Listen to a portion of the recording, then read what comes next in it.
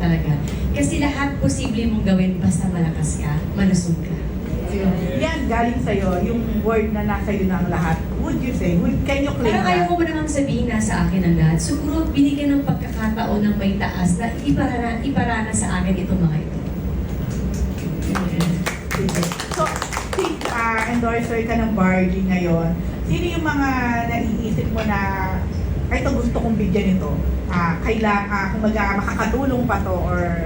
Actually, yung social media ko, nung nag-usap din talaga kami, mali talaga yung naisip ko. Kaya sabi ko siguro kailangan magkaroon tayo ng mas malawak na impormasyon kung ano ba, anong age ba, sino ba ang gagamit ng mga ito. Kasi ako akala ko pang-akin lang, pang-atin lang. Hindi ko alam nung kinausap ko sila at yun kung anong produkto nila, pwede pala siya sa kahit anong age. So doon pa lang sabi ko, gusto mong i-share yan tulad ng #blessed. Gusto kong maging blessed ang lahat ng tao dahil gusto kong malaman nila na ano bang maidudulot ng barley sa buhay nila.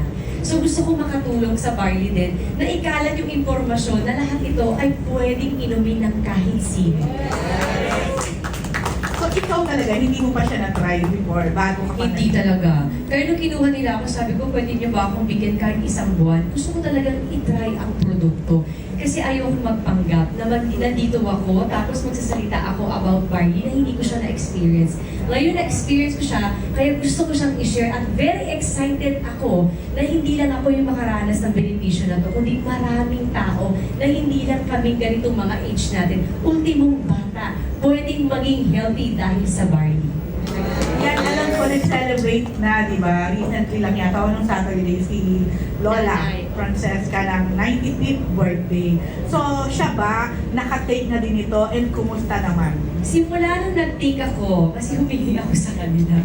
Pati yung mga sila nanay at sila mama sa Cavite, binigyan ko. Sabi ko, gusto ko inumin nyo ito, sabay nating inumin at sabihin nyo ako kung may pagbabago kayong naramdaman. At lahat sila sinasabi na, meron pa ba? Sabi ko, sige, i-press ko na ko to follow. Pero hindi, masaya ako kasi sila nanay nasasabi niya na may pagbabago sa kanya, si mama sinasabi din niya yung digestion din niya. Si nanay, literal, gusto niya yung tulog kasi syempre pag matanda na may mga pagkakataong nahirapan siyang matulog.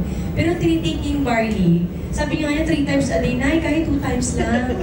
So, 3 times niya, although wala namang masama kung kaano gusto mo kung 3 times a day, once a day, or whatever kung ano yung feeling mo na kinakailangan mo siya, pwede naman eh. What about Zia and Sixto? Kumusta sila? Anong Si reaction nila? Sixto is more on chocolate. Si Zia is mas gusto niya yung pure. Talaga? Pero syempre, huwag natin silang idamay. Pero for the sake of your question, yes, tinatry nila at umiinom sila. And surprisingly, yung anak kong babae, gusto niya yung literal na puro. Wow. Kasi bakit? Siguro wake up call din sa atin itong may mga kapatid or may mga anak. Minsan kasi sa mga ganitong pagkakataon, pag mga bata, dapat siguro ipinapaliwanag natin sila. Hindi yung anak, inom ka na ha. So dapat may awareness sila. Parang kay Zia, nabalian kasi siya ng buto. Diba? Parang nagkakas siya. Sabi ko, anak, try mo itong inumin kasi ito ang magiging benepisyo pag ininom mo ito. Malin mo, makagaling ito sa kamay mo, pero more, may yung digestion mo, makatulog ka, maging strong ka sa school.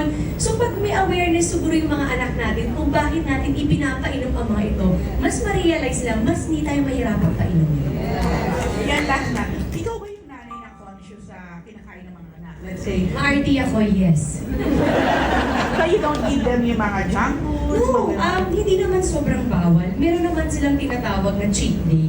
Pero as much as possible, kung kaya mong ayusin ang kanilang eating habit na mas maganda, na mas healthy, mas gagawin ko yun. At saka ikaw nagluluto talaga, di ba? Yun na. Thank you, Yan. Congrats.